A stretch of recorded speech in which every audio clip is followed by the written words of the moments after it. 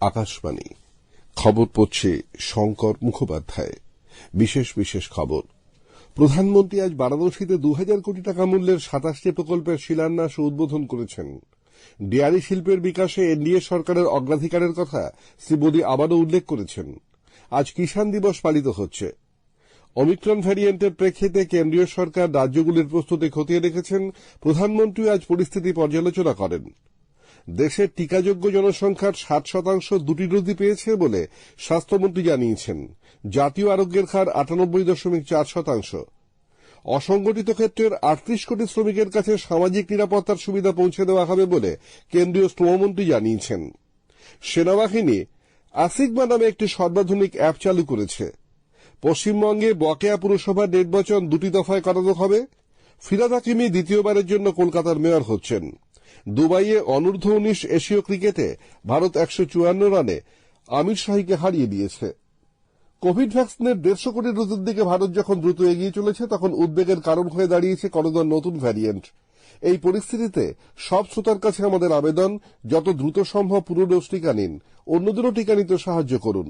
3টি সহজ পদক্ষেপ মেনে চলুন। মাস্ক পরুন, নিরাপদ দূরত্ব বজায় রাখতে 2 গজ দূরে থাকুন, হাত আর মুখ পরিষ্কার পরিচ্ছন্ন রাখুন। কোভিড নিয়ে যে কোনো তথ্য ও পরামর্শ পেতে জাতীয় হেল্পলাইন নম্বর হল 011-2397-8046 এবং 1075। আসছে বিস্তারিত খবরে। প্রধানমন্ত্রী নরেন্দ্র মোদী বলেছেন যে কৃষকদের উপার্জন বৃদ্ধিতে শ্বেত বিপ্লব গুরুত্বপূর্ণ ভূমিকা নিতে পারে।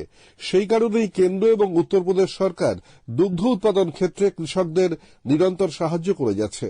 শ্রী মোদী আজ বারাণসীতে 2000 কোটি টাকা মূল্যের 27টি উন্নয়নী প্রকল্পের উদ্বোধন এবং শিলান্যাস করে ভাষণ দিচ্ছিলেন। देश का डेयरी सेक्टर, पशुपालन, श्वेत क्रांति में नई ऊर्जा किसानों की स्थिति को बदलने में बहुत बड़ी भूमिका निभा सकती है। छोटे किसान उनकी अतिरिक्त आय का बहुत बड़ा साधन बन सकता है।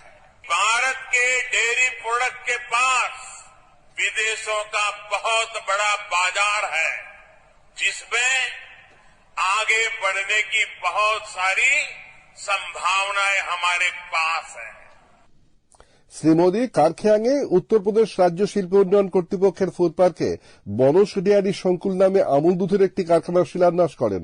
প্রায় 475 কোটি টাকা ব্যয়ে ডেয়ারিটি তৈরি হলে সেখানে দৈনিক 5 লক্ষ লিটার দুধ প্রক্রিয়াজাত করা যাবে। শ্রী মোদী রামনগরে বায়োগ্যাস ভিত্তিক বিদ্যুৎ উৎপাদন কারখানার ভিত্তিপ্রস্তর স্থাপন করেন। কৃষক দিবস উপলক্ষে শ্রী মোদী বলেন, आज का दिन इतिहास भी विशेष है और इसलिए भी विशेष है क्योंकि आज देश के पूर्व प्रधानमंत्री चौधरी चरण सिंह जी की जन्म जयंती है। मैं उन्हें आदरपूर्वक श्रद्धांजलि देता हूं। उनकी स्मृति में देश किसान दिवस मना रहा है। নতুন ওমিক্রন ভ্যারিয়েন্টের সংক্রমণের প্রেক্ষিতে কেন্দ্রীয় সরকার বিভিন্ন রাজ্য এবং কেন্দ্রশাসিত অঞ্চলকে কোভিড মোকাবিলায় সতর্কতায় শৈথিল্য না দেখানোর পরামর্শ দিয়েছে। কেন্দ্রীয় স্বাস্থ্য সচিব রাজেশ ভূষণ কোভিড মোকাবিলায় রাজ্যগুলির প্রস্তুতি এবং টিকাদানের অগ্রগতি খতিয়ে দেখতে বিভিন্ন রাজ্যের স্বাস্থ্য সচিবদের সঙ্গে আজ পর্যালোচনা বৈঠক করেন। কন্টেইনমেন্ট জোন তৈরি করা, পরীক্ষা, নজরদারি, চিকিৎসা ব্যবস্থাপনা ও টিকাদানের পাশাপাশি কোভিড প্রোটোকল মেনে চলার উপর তিনি বিশেষভাবে জোর দেন। প্রধানমন্ত্রী নরেন্দ্র মোদীও আজ দেশের কোভিড পরিস্থিতি, বিশেষ করে ওমিক্রন ভ্যারিয়েন্টের ফলে উদ্ভূত পরিস্থিতি খতিয়ে দেখেছেন। গত মাসের পর্যালোচনা বৈঠকে শ্রী মোদী রাজ্য ও জেলা স্তরে সচেতনতা গড়ে তুলতে রাজ্য সরকারগুলির সঙ্গে ঘনিষ্ঠভাবে যোগাযোগ রেখে কাজ করার জন্য আধিকারিকদের নির্দেশ দিয়েছিলেন। কেন্দ্রীয় সরকার জানিয়েছে যে দেশে পর্যন্ত মোট 236টি ওমিক্রন ভ্যারিয়েন্টের সংক্রমণের খবর পাওয়া গেছে। এর মধ্যে 104 জন সুস্থ হয়ে উঠেছেন। সবচেয়ে বেশি 65টি ওমিক্রন সংক্রমণের খবর পাওয়া গেছে মহারাষ্ট্র থেকে। দেশে পর্যন্ত 140 কোটি 31 লক্ষেরও বেশি ভ্যাকসিন ডোজ দেওয়া হয়েছে। কেন্দ্রীয় স্বাস্থ্য মন্ত্রক জানিয়েছে যে আজ 56 লক্ষেরও বেশি ভ্যাকসিন ডোজ এ পর্যন্ত দেওয়া হয়েছে। 24 ঘন্টায় সুস্থ হয়েছেন 6960 জন। জাতীয় আরোগ্যের হার 98.4% রয়েছে। দেশে পর্যন্ত 3,42,08,000-এর বেশি কোভিড রোগী সুস্থ হয়ে উঠলেন। 24 ঘন্টায় দেশে 7,495 জন নতুন করে করোনা আক্রান্ত হয়েছেন। বর্তমানে অ্যাক্টিভ কেসের সংখ্যা 78,291, মোট আক্রান্তের যা 0.23%। দেশের টিকাযোগ্য জনসংখ্যার 60% বেশি লোকের ভ্যাকসিনের 2টি ডোজ দেওয়া হয়ে গেছে। কেন্দ্রীয় স্বাস্থ্যমন্ত্রী মনসুখ মান্ডভিয়া এক টুইট বার্তায় জানিয়েছেন যে জনগণের সক্রিয় অংশগ্রহণ এবং স্বাস্থ্যকর্মীদের ঐকান্তিক প্রয়াসে জনসংখ্যার 60%-এরও বেশি মানুষকে পুরো ডোজ টিকা দেওয়া হল। বিশ্ব স্বাস্থ্য সংস্থা হু বলেছে যে করোনা ভাইরাসের নতুন স্ট্রেন অমিক্রন ডেল্টা ভ্যারিয়েন্টের চেয়ে যে বেশি মারাত্মক এমন তথ্য তাদের কাছে এখনো আসেনি, বরং প্রাথমিক তথ্য অনুযায়ী ওমিক্রনে হাসপাতালে ভর্তি হবার হার কম। তবে এ নিয়ে এখনই কোনো সিদ্ধান্তে না আসার জন্য হু পরামর্শ দিয়েছে। হু আরও বলেছে যে ঢালাওভাবে ভ্যাকসিনের বুস্টার ডোজ না দেওয়াই ভালো, কারণ তাতে ভাইরাসের মিউটেশন এবং সংক্রমণের সম্ভাবনা বেশি হতে পারে। চীনের জিয়ান শহরে লকডাউন ঘোষণা করা হয়েছে। 1,30,00,000 বাসিন্দার এই উত্তর পশ্চিম চীনা শহরে কোভিড সংক্রমণ বাড়তে থাকায় কর্তৃপক্ষের এই লকডাউন ঘোষণা। শহরের ভেতরে চলাফেরা এবং বাইরে থেকে আসা যাত্রীদের উপর নিষেধাজ্ঞা জারি করা হয়েছে। এবছর চীনে এটাই বৃহত্তম লকডাউনের ঘটনা। ইংরেজি নববর্ষের প্রাক্কালে ওমিক্রন ভ্যারিয়েন্টের প্রাদুর্ভাব এবং বেইজিং শীতকালীন অলিম্পিকের ঠিক আগে চীনা কর্তৃপক্ষ জিয়ান শহরের বাসিন্দাদের উপর কঠোর বিধিনিষেধ জারি করল। এ খবর আপনারা শুনছেন আকাশবাণী থেকে।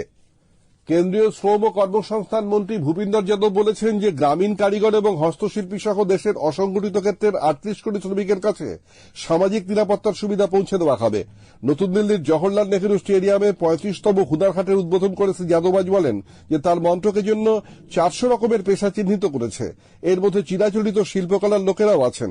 সামাজিক নিরাপত্তা যোজনার আওতায় স্বাস্থ্য সহ 2 লক্ষ টাকার বীমা, সামাজিক সুরক্ষা এবং বার্ধক্য ভাতা কারিগরদের দেওয়া হবে। ই-শ্রম পোর্টালে এ পর্যন্ত 14 কোটি শ্রমিকের নাম নথিভুক্ত করা হয়েছে বলেও তিনি উল্লেখ করেন। মণিপুরে অসম রাইফেলসের জওয়ানরা সীমান্ত পেরিয়ে বিপুল পরিমাণে মাদক পাচারের অপচেষ্টা ব্যর্থ করে দিয়েছে। আন্তর্জাতিক বাজারে এর দাম প্রায় 1.5 কোটি টাকা। পঞ্চম সিদ্ধা দিবস উদযাপন উপলক্ষে কেন্দ্রীয় আয়ুষ মন্ত্রী সর্বানন্দ সোনোয়াল বলেছেন যে রোগ নিরাময় এবং স্বাস্থ্য সুরক্ষায় প্রাচীন সিদ্ধা চিকিৎসা পদ্ধতি আবারও জনপ্রিয় হয়ে উঠবে বলে তিনি আশা করেন। দেশের দক্ষিণ প্রান্তে এখনো এই পদ্ধতিতে চিকিৎসা করা হয়।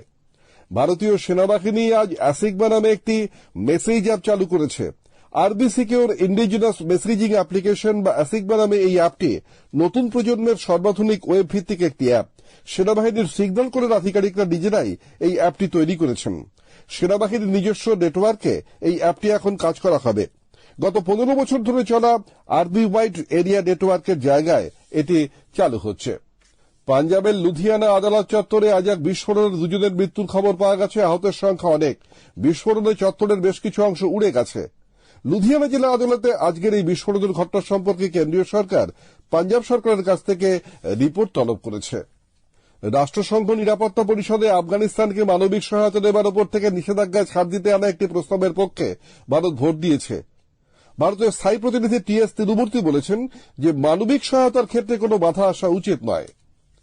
ফিরহাদ হাকিমি আবার কলকাতা পুরসভার মেয়র হচ্ছেন।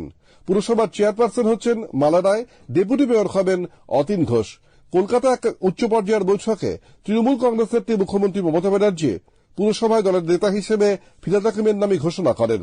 এদিকে রাজ্য নির্বাচন কমিশন আজ কলকাতা হাইকোর্টে হলফনামা দিয়ে জানিয়েছে যে হাওড়া, বিধাননগর, শিলিগুড়ি, আসানসোল এবং চন্দননগর পুর নিগমের নির্বাচন হবে 22 জানুয়ারি। বাকি পুরসভাগুলির ভোট হবে 27 ফেব্রুয়ারি। কেন্দ্রীয় যুবা ও ক্রীড়ামন্ত্রী অনুরাগ সিং ঠাকুর জানিয়েছেন যে জাতীয় ডোপ টেস্টিং ল্যাবরেটরি বিশ্ব অ্যান্টি ডোপিং এজেন্সি WADA এর স্বীকৃতি আবার ফিরে পেয়েছে। WADA এর এই স্বীকৃতি বিশ্ব উৎকর্ষের সর্বোচ্চ মান অর্জনে ভারতের উদ্যোগকে জোরদার করবে বলে তিনি মন্তব্য করেন। দুবাইয়ে আজ অনূর্ধ্ব-19 এশীয় ক্রিকেট কাউন্সিল টুর্নামেন্টে ভারত 154 রানে সংযুক্ত আরব আমিরশাহীকে হারিয়ে দিয়েছে। প্রথমে ব্যাট করতে নেমে ভারত নির্ধারিত 50 ওভারে 5 উইকেট হারিয়ে করে 282 রান। এরপর আমিরশাহী দল 34 ওভার 3 বলে 128 রান করে সকলে আউট হয়ে যায়। এই দুটি দল ছাড়াও পাকিস্তান, বাংলাদেশ, শ্রীলঙ্কা, আফগানিস্তান, কুয়েত এবং নেপাল এই টুর্নামেন্টে অংশ নিচ্ছে। শেষ করার আগে বিশেষ খবরের কিছু অংশ আবার পড়ছি। প্রধানমন্ত্রী আজ বারাণসীতে 2000 কোটি টাকা মূল্যের 27টি প্রকল্পের শিলান্যাস এবং উদ্বোধন করেছেন। দেশের টিকাযোগ্য জনসংখ্যার 60% 2টি ডোজ পেয়েছে বলে কেন্দ্রীয় স্বাস্থ্যমন্ত্রী জানিয়েছেন। অসংগঠিত ক্ষেত্রের 38 কোটি শ্রমিকের কাছে সামাজিক নিরাপত্তার সুবিধা পৌঁছে দেওয়া হবে বলে কেন্দ্রীয় শ্রমমন্ত্রী জানিয়েছেন। দুবাইয়ে অনূর্ধ্ব-19 এশীয় ক্রিকেটে ভারত 154 রানে আমিরশাহীকে হারিয়ে দিয়েছে। খবর আজকের মতো এখানেই শেষ হলো।